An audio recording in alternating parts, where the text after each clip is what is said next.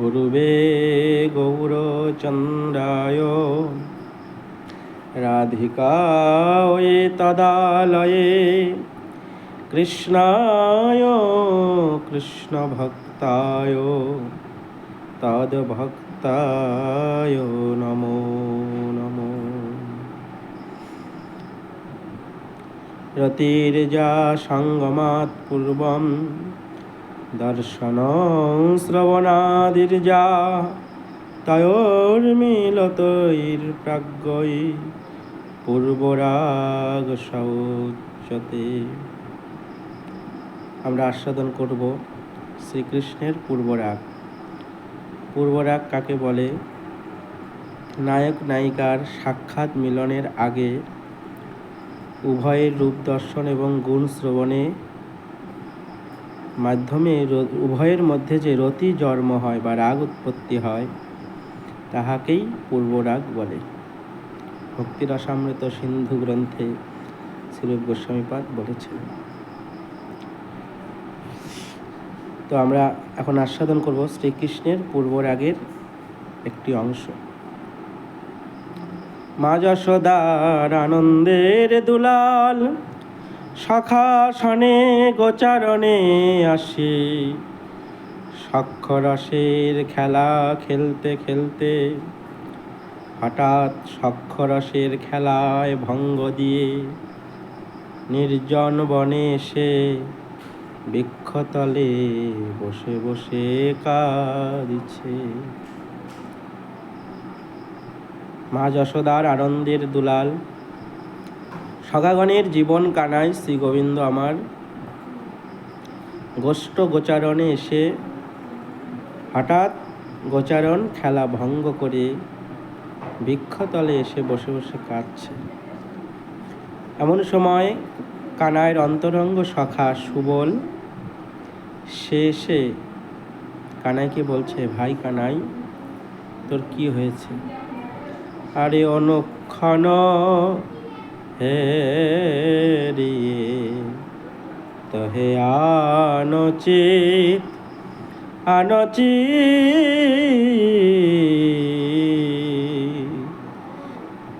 অনুক্ষণ হে রিয়ে তোহে আনচিত দূরে গেয় মুরলিক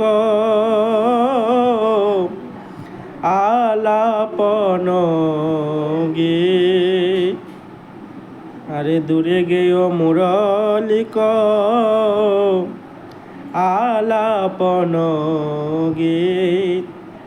একবার করে কর করে কর ওরে ওরে ভাই বেনু কর করে কর করে কর তোর মুরলি ধুলায় কেন করে কর করে কর তোর মুরলি ধুলায় কেন নইলে কর ভালো লাগে না ভাই মুরলি ধুলায় কেন করে কর করে কর। কৃষ্ণের সখা সুবল কৃষ্ণের হাতে বাঁশি নাই, বৃক্ষতলে বসে বসে কাঁদছে। সুবল সখা বলছে, ভাই কানাই, যে তোর সাধের মুরলি ক্ষণকাল তোর হস্তচ্যুত হয় না, সেই সাধের মুরলি ধুলায় পড়ে গড়াগড়ি যায়, আর তুই কিনা বৃক্ষতলে বসে বসে কাঁদছিস। যে তোর সাধের মুরলি কখনোই তোর হস্তচ্যুত হয় না, সেই হাতের বাঁশি হাতে নাই, তুই বৃক্ষতলে বসে বসে কাঁদছিস। বল তোর কি হয়েছে? তোর কাদা বদন সইতে পারি না, তোর মনের কথা বল, তোর কোনো ব্যাধি হলে আমার কাছে বল। মরমনা কহ কাহে পরাণ সাংঘাতি সাংঘাতি রে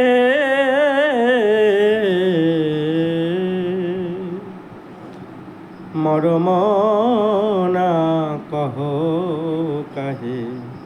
হে কানাই, তোর মনের কথা খুলে বল।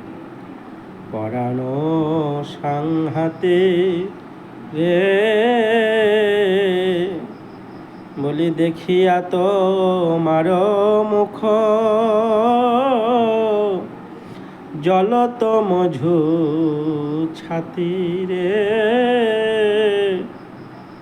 দেখিয়া তোমার মুখ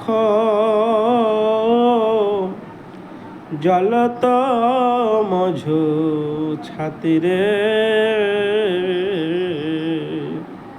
বলি জ্বলে যে গেল রে তোর মুখ দেখে বুক আমার, জ্বলে যে গেল রে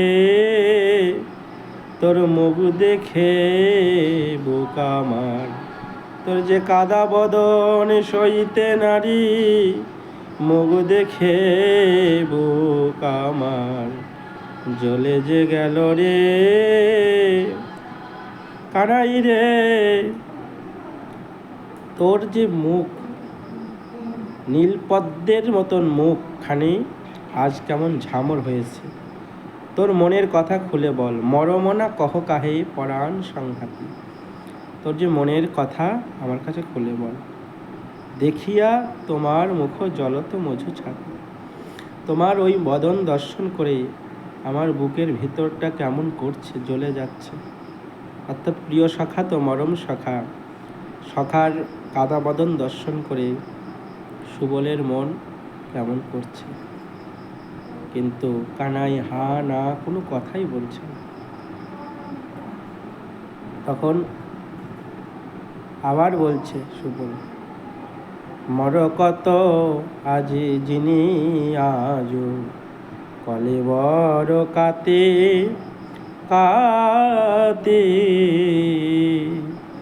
শোয়ব ঝামর কুবলয় ভাতি, কোনো ছটা কি লেগেছে নীল পদ্ম কেন ঝামর হলো, কোনো ছটা কি লেগেছে নীল নলিনীর বদন কেন ঝামর হলো, কোনো ছটা কি লেগেছে কানাই রে, যে তোর নীল পদ্মের মতো মুখখানি আজ কেমন যেন ঝামর হয়ে গেছে। কৃষ্ণের বদনটা মুখমণ্ডলটা নীল পদ্মের মতন, কিন্তু আজ শুকিয়ে গেছে। সো আব ঝামর কুবলয় ভাতি। সখা জিজ্ঞেস করছে, বারবার সব কথা জিজ্ঞেস করছে, কি হয়েছে বল কানাই, তোর মনের কথা খুলে বল। কিন্তু কানাই কিছু বলছে না। কিন্তু বারবার সখা যখন জিজ্ঞেস করছেন, তখন কৃষ্ণ বলার চেষ্টা করলেন, শোনাইতে ওই ছন সহচর বাণী, ছড়ি নিঃশ্বাস উলোটাওল পানি, পানি মানে হাত। কৃষ্ণের সখার কথা শুনে ওই শোনাইতে ওই ছন সহচর বাণী, অর্থাৎ সখা সুবলের কথা শুনে কথার উত্তর দিতে চাইল, কিন্তু দিতে পারছে না। একটা বড় করে দীর্ঘ নিঃশ্বাস ছাড়ল। শোনাইতে ওই ছন সহচর বাণী, ছড়ি নিঃশ্বাস মানে বড় করে নিঃশ্বাস ফেলে বলছে, কুবলয় ভাতি, কি যেন হাত দিয়ে ইশারায় বোঝাতে চাইলেন। কিন্তু দুরব গাহ মরমক প্রকাশ, সমজিয়া কহ ঘনশ্যাম দাস। বৈষ্ণব কবি ঘনশ্যাম দাস বলছেন, শ্যাম সখা, তোমার সখার প্রশ্নের উত্তর তুমি দিলে, কিন্তু সখা কিন্তু বুঝতে পারেনি। তুমি যে কি দেখালে, হাতটা উপর করে বড় করে নিঃশ্বাস ফেলে, এটা কিন্তু তোমার সখা সুবলও বোঝে নাই, আমিও বুঝি নাই। তাই দুরব গাহ মরমক প্রকাশ, সমজিয়া কহ ঘনশ্যাম দাস। বৈষ্ণব কবি ঘনশ্যাম দাস তিনি বলছেন, সমঝিয়া মানে বুঝাইয়ে বলো, একবার বুঝায়ে বলো হে তোমার গোপন ব্যাধির কথা, বুঝায়ে বলো হে তোমার গোপন ব্যাধির কথা। তোমার প্রিয় সখার কাছে তোমার গোপন ব্যাধির কথা, বুঝায়ে বলো হে। তোমার মনের কথা তোমার প্রিয় সখার কাছে বুঝায়ে বলো। তোমার ব্যাধির কথা সখাও বোঝে নাই, আমিও বুঝি নাই। তো সুবল আর কৃষ্ণ কথাবার্তা বলছে, কান্নাকাটি করছে, কৃষ্ণ কাঁদছে। এমন সময় রাধারানীর অন্তরঙ্গ সখী বিশাখা তিনি এসেছেন। সুবল নাগর কহিছে কথা, বিশাখা সুন্দরী আইল তথা। বিশাখা সুন্দরী আইল তথা, বলি বিশাখা এলো রে একটি বিশিষ্ট শাখা। বিশাখা এলো রে একটি বিশিষ্ট শাখা, বলি মূলেও আসতে পারে একটি বিশিষ্ট শাখা। বিশাখা এলো রে। সুবল আর কৃষ্ণ দুজনে কথাবার্তা বলছেন। এমন সময় রাধারানীর সখী বিশাখা এসেছে। বলছে বিশিষ্ট শাখা। বিশিষ্ট শাখা মানে বিশাখা। বিশিষ্ট শাখা যখন এসেছে, মূলও আসতে পারে। মূল হচ্ছে রাধারানী, আর শাখা প্রশাখা হচ্ছে তার সখীগণ। শ্রী রাধিকা হলেন কৃষ্ণ প্রেম কল্পলতা, সখী দাসীগণ হয় লতা রঙ্গের পল্লব পুষ্প পাতা। কৃষ্ণ লীলামৃত যদি লতাকে সিঞ্চয়, লতা হইতে পল্লবাদ্যের কোটি সুখ হয়। শ্রী রাধিকা হলেন কৃষ্ণ প্রেম কল্পলতা, সখী দাসী তারা হলেন লতা রঙ্গের পল্লব পুষ্প পাতা। অপ্রাকৃত বৃন্দাবনে মূলে যেতে হলে আগে লতা পাতাকে আশ্রয় করতে হয়। যেমন এ জগতে গাছের মূলে যেতে গেলে মূলকে আশ্রয় করে যেতে হয়, গাছের উপরে লতা গাছের ডগায়। কিন্তু অপ্রাকৃত বৃন্দাবনে মূলে যেতে হলে আগে পাতাকে আশ্রয় করতে হবে। আগে গুরু বৈষ্ণবের করুণা পেতে হবে, গুরু মঞ্জুরির করুণা পেতে হবে, গুরু মঞ্জুরির সঙ্গে রাধাকৃষ্ণের যুগল সেবা লাভ। তাই বললেন, বিশাখা সুন্দর এসে বলছেন কৃষ্ণ এবং সুবলকে, কি কথা কহিছ সুবল শনে, আবার কহিতে কহিতে কাঁদছ কেনে। আবার কহিতে কহিতে কাঁদছ কেনে, বলো কিসের যুক্তি রাখালে রাখালে বসি। কিসের যুক্তি রাখালে রাখালে বসি, কিসের যুক্তি। কারো খন্দ কি খাওয়াবে চোরা ধেন দিয়ে, কারো খন্দ কি খাওয়াবে। নাকি ডাকাতি করবে এই বৃন্দাবনে কোন ধনীর ঘরে। নাকি ডাকাতি করবে বৃন্দাবনে কোন ধনীর ঘরে। তাইতে দুই ডাকাতে যুক্তি করছ বৃন্দাবনে কোন ধনীর ঘরে। নাকি ডাকাতি করবে। সুবল এবং কৃষ্ণকে চোরের দল বলছে, চোরের দল তোমরা কি কথা বলছো, আবার কথা বলতে বলতে কাঁদছো কেন বলো। তোমরা কি তোমাদের চোরাধেনু দিয়ে কারোর ক্ষেতের ফসল খাওয়াতে চাইছো? কৃষ্ণের চোরাধেনু আছে, চোরাধেনু দিয়ে কি কারোর ফসল, কামধেনু দিয়ে কারোর ফসল খাওয়াতে চাও? যদি চাও আমার কাছে খুলে বলো। আমি সন্ধান দিব হে একটি পরিপূর্ণ শস্য ক্ষেত্রের, সন্ধান দিব হে একটি পরিপূর্ণ শস্য ক্ষেত্রের, সন্ধান দিব হে। বিশাখা বলছেন, তুমি যদি চোরাধেনু দিয়ে কারোর ক্ষেতের ফসল খাওয়াতে চাও, আমি একটি পরিপূর্ণ শস্য ক্ষেত্রের সন্ধান দিব। গীতায় আমাদের দেহকে ক্ষেত্র বলেছে, আর দেহের অধিষ্ঠাত্রী যিনি অধিষ্ঠিত হয়ে আছেন তিনি হলেন ক্ষেত্রজ্ঞ। আর এই দেহটা কখন পরিপূর্ণ হয়? যখন পূর্ণ যৌবন প্রাপ্ত হয়। কোনো মানবী যখন তারা পূর্ণ যৌবন প্রাপ্ত হয়, তখন তাদের দেহটাকে বলা হয় পরিপূর্ণ শস্য ক্ষেত্র। আর ক্ষেত যখন পরিপূর্ণ হয়, সেই ক্ষেতের ফসল নষ্ট করার জন্যে কামধেনুরা ঘুরে বেড়ায়। কিন্তু যারা চতুর ভক্ত, তারা কি করে? কামধেনুকে খেতে মুখ দিতে দেয় না। কামধেনু মুখ দেওয়ার আগেই তারা নিবেদন করে দেয়, গোবিন্দায় নম বলে নিবেদন করে দেয়, গোবিন্দায় নম বলে বৈষ্ণব গুরুর চরণ ধরে গোবিন্দায় নম বলে নিবেদন করে দেয়। বাইরের গরু ছাগল ক্ষেতের ফসল নষ্ট করে না, ভিতরেই দুষ্ট গরু ছাগলরা বাস করছে। কাম, ক্রোধ, লোভ, মোহ, মদ, মাৎসর্যরূপী পশু, তারা তোমার এই পরিপূর্ণ শস্য ক্ষেত্রকে নষ্ট করে দেবে। তাই বিশাখা বলছে, তুমি যদি কারোর ক্ষেতের ফসল খাওয়ানোর জন্যে অভিসন্ধি করো, আমি বলে দিব।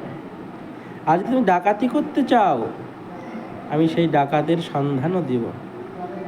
আমি সন্ধান দিব হে এই বৃন্দাবনের বড় ধনীর, সন্ধান দিব হে এই বৃন্দাবনের বড় ধনীর, যত পারো লুটে নিও বৃন্দাবনের বড় ধনীর, সন্ধান দিব হে। এই বৃন্দাবনের সবচাইতে বড় ধনী যে, সেই ধনীর সন্ধান দিব। আর তুমি সেই ধনীর ধন ভাণ্ডার যত পারো লুটে নিও। সত্যি বলো, তুমি যদি তোমাদের মনের কথা বলো, কৃষ্ণ তোমার যদি মনের কথা বলো, তোমার মনের দুঃখকে, বেদনাকে আমি ভাগ করে নিব। মনের মরম কহিবা যাবে, বেদনা বাটিয়া লইব তবে। মনের মরম কহিবা যাবে, বেদনা বাটিয়া লইব তবে। আমি ভাগ করে নিব হে তোমাদের ব্যথায়, আমি ভাগ করে নিব হে তোমাদের ব্যথায়, আমি ভাগ করে নিব হে। না হয় তিনজনায় কাঁদব কণ্ঠ ধরা ধরি করে, না হয় তিনজনায় কাঁদব কণ্ঠ ধরা ধরি করে, সমব্যথার ব্যথিক হয়ে কণ্ঠ ধরা ধরি করে, না হয় তিনজনায় কাঁদব। সুবল আর কৃষ্ণ যে ব্যথায় ব্যথিত, সেই ব্যথার ভাগ বিশাখা সখী চাইছে। প্রথমে কৃষ্ণ এই ব্যথায় আক্রান্ত হয়েছে, সুবলও গিয়ে সেই ব্যথায় অংশগ্রহণ করেছে, বিশাখা সখী এসে ওই ব্যথার ভাগ চাইছে। বলো, আমার কাছে যদি খুলে বলো, তোমার মনের ব্যথা আমি ভাগ করে নিব। না হয় তিনজনই কাঁদব কণ্ঠ ধরাধরি করে, সমব্যথার ব্যথিক হয়ে তিনজনে কাঁদব।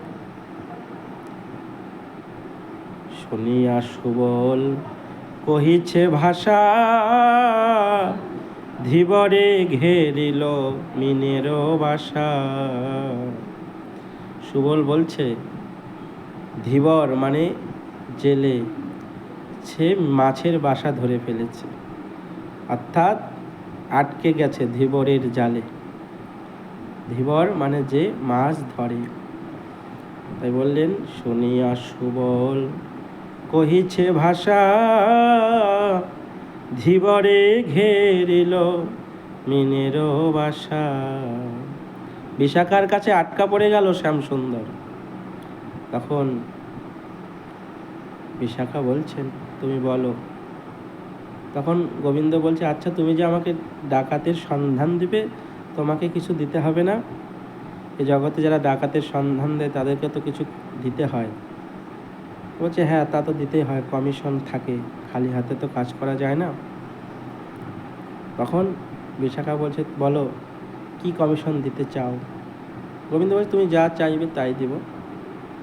তখন বিশাখা বললেন, অন্য কিছু চাই না, তুমি যখন ওই ধনির ঘরে ডাকাতি করবে, আমি যেন নয়ন ভরে দেখতে পারি সেই ধনির ঘরে ডাকাতি লীলা, যেন নয়ন ভরে দেখতে পারি সেই ধনির ঘরে ডাকাতি লীলা। শুধু এ জন্মে নয়, জন্মে জন্মে